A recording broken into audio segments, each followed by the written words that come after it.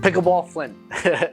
So around the time that COVID was hitting, he was playing a ton of pickleball. Pickleball's been really picking up in the United States. A lot of people play it. I think it's similar to racquetball and tennis, something like that.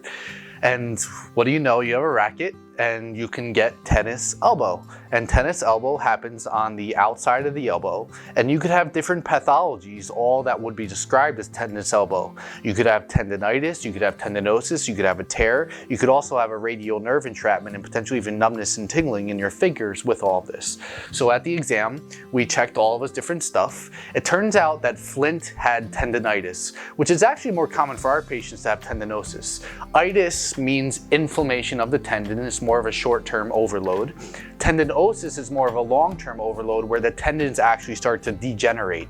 The tissue's starting to fray, and usually when people get tears in their tendons, it's usually to tendonitic tissue.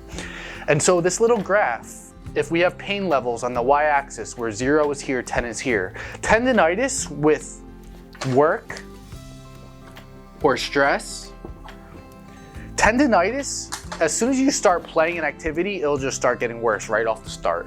And that's how we know that he had tendonitis.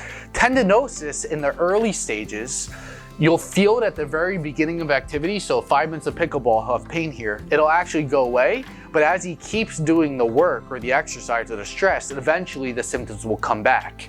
He didn't have this graph of how his symptoms presented, which is why he didn't necessarily have a degenerated tendon. He had tendonitis. This is actually more scary and more common, especially for the patients in our office, because this is much harder to fix. It takes a longer period of time, and this leads to eventually, inevitably tearing the tendon if it's not fixed. So this is just really helpful to understand how the early stages of tendinosis will present compared with tendonitis, because most people who see chiropractic and physical therapy offices fall under this tendonitis diagnosis category, even though it's usually the wrong diagnosis.